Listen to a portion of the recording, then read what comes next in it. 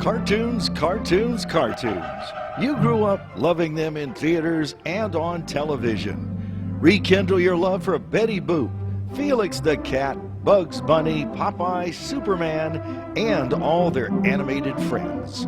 Make new friends with Bosco, Colonel Bleep, and the Funny Company Gang. The laughter never stops on ComedyMX channels.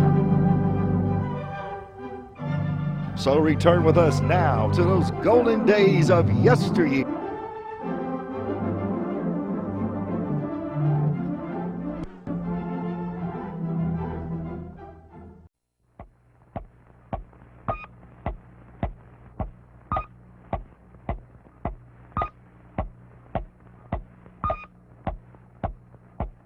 And now stand by for adventure. 3, 2, 1. In the exciting story of Colonel Bleep's arrival on Earth.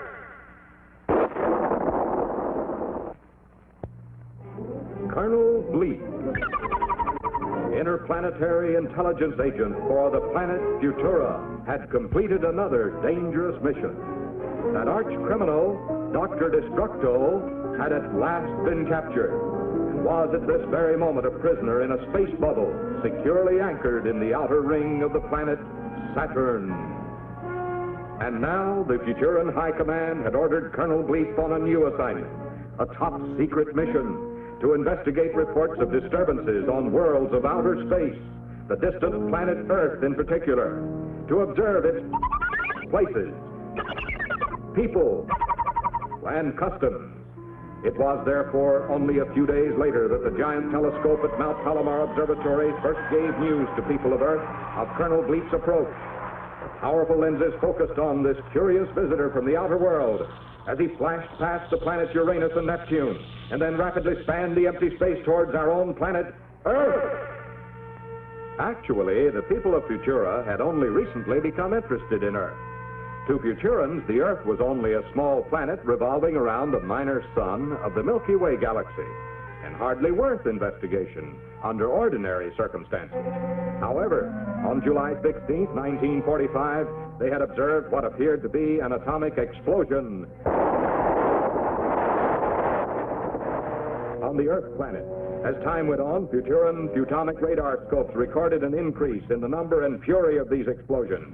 And in the Earth's stratosphere, even the rocket trails of guided missiles were observed. To Futurans, these were signs of trouble. Trouble in space, and trouble anywhere in space is the concern of the Futura Interplanetary High Command. And so Colonel Bleep has arrived. And the exciting adventures of his new secret mission are about to begin. With Colonel Bleep are two unusual companions to share his exciting adventures. First, there is Squeek, a happy-go-lucky boy of the present, very much like you, except that Squeek is a puppet and cannot speak a single word, because, as you all know, a puppet cannot talk for himself. But Squeek is filled with curiosity, as all boys are, and you all know the troubles curiosity can often bring about. Second, there is Scratch, an expert on the past, who, like other cavemen, should really have become extinct several thousand years ago. But Scratch fell asleep and slept right through the evolution of man and didn't wake up until that first atomic explosion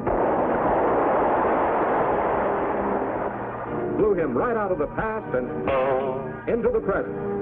Scratch, like most cavemen, is sometimes a trifle slow at catching on. But when danger threatens, Bleep and Squeek can depend on quick action from Scratch and his trusty club, as they shall see. So here they are, three very strange companions. Colonel Bleep of the future, Squeek of the present, and Scratch of the distant past. Together they travel up, down, backwards or forwards, in distance or in time. Together they face danger and death as they fight to maintain right and justice throughout the vast galaxies of the world. And now stand by for adventure. 3, 2, 1.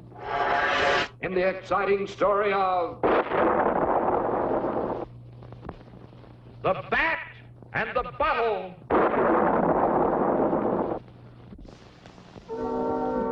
Colonel Bleep and the High Command review the grim reports once more. 4 flying saucers from Venus lost in collision with a giant space bird. 6 Martian cruisers wrecked in a headlong plunge into a swirling sea of liquid air.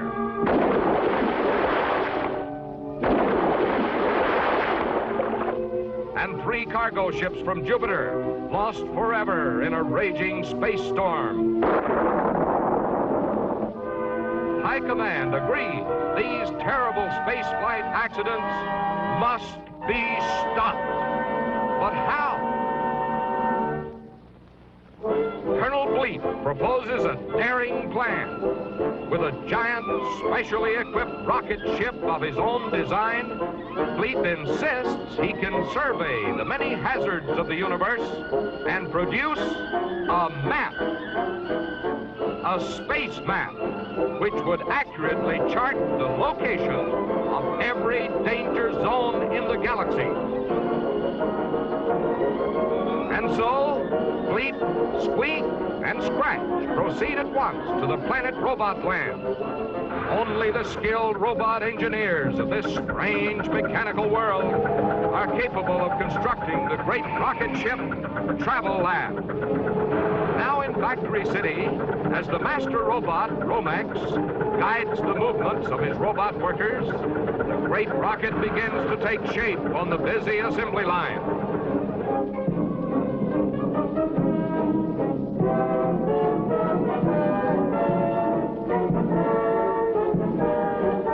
At last, the fabulous traveling laboratory is ready to blast off on its first flight at dawn tomorrow.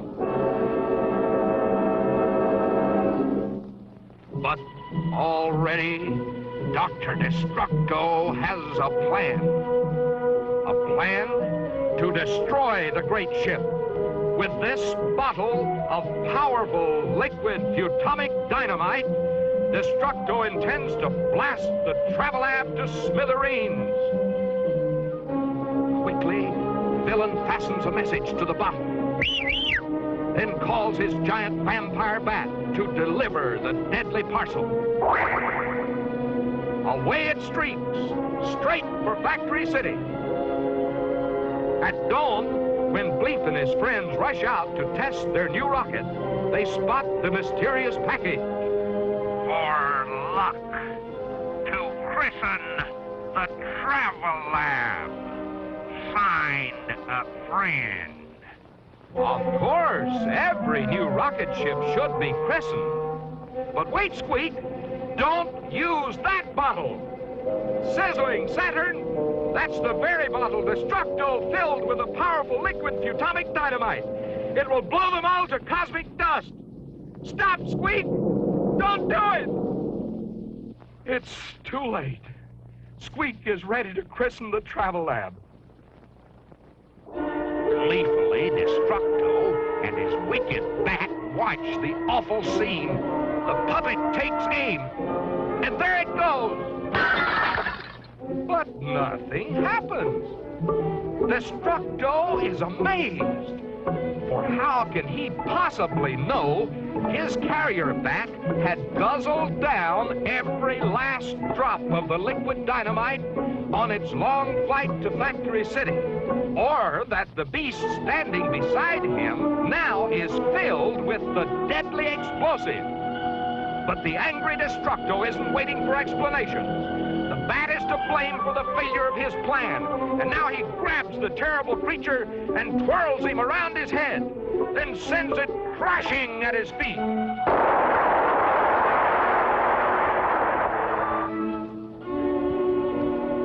Yes, the Travel Lab rocket was saved.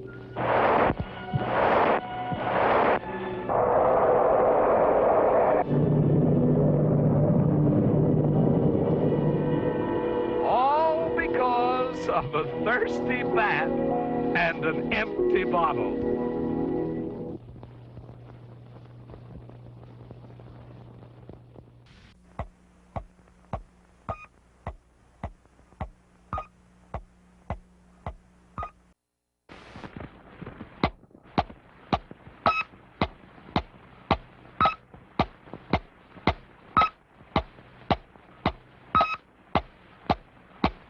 And now, stand by for adventure. 3, 2, 1. In the exciting story of building an island base. Once Colonel Bleep and his friends were back on 00 Island, little Squeak could wait no longer to build a home. In fact, Squeak had already drawn a sketch of the kind of house he dreamed of, with picket fence and a garden for flowers and vegetables. But how can you build a house without the tools of the carpenter's trade? You know, a carpenter is an expert in the use of hammers and saws and planes and chisels. But Squeek and Scratch had no tools. However, they did have Colonel Bleep, who brought with him from outer space atomic energy. The power of the future, stronger even than atomic energy. And so, Bleep threw the F-Energizer switch. And suddenly there was a beautiful little house for Squeak with a huge cave underneath for Scratch. And completely covering the entire island was a gigantic plastic-like dome to protect them from bad weather and insects, and which would also serve as a giant laboratory for Bleep's experiments and research. But Squeak and Scratch could not linger long in their house and cave because Colonel Bleep reminded them it was travel time again, this time to see the Belgian Congo. Here we go!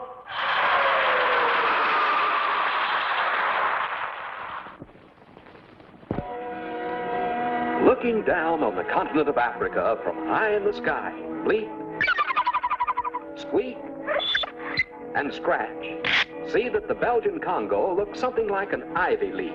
The stem touches the Atlantic Ocean on the west, and the central vein of the leaf is formed by the Congo River, which curves some 3,000 miles into the interior and is the only river in the world that crosses the equator twice. The capital city of Leopoldville is a modern, busy river port. Half of the Belgian Congo is covered by dense equatorial jungle, with a temperature in the 80s almost every day of the year. If Bleep and his friends were to crash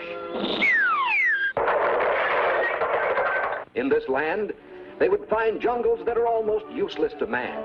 Few tropical fruits grow here, and in fact, until recently, the natives lived almost entirely on game they snared or shot with bow and arrow. Today, civilization is moving into the Congo, and the wild animals, antelope, zebra, rhinoceros, hippopotamus, and gorilla are slowly disappearing except in the game reserves, and the natives are being taught modern farming methods. The Belgian Congo was first opened to Europeans by Henry Morton Stanley, the American newspaper man. The same Mr. Stanley who said, "Dr. Livingston, I presume." To most people, the Belgian Congo would not be considered a very pleasant place to live, but it is an interesting place for Bleep, Squeak, and Scratch to visit.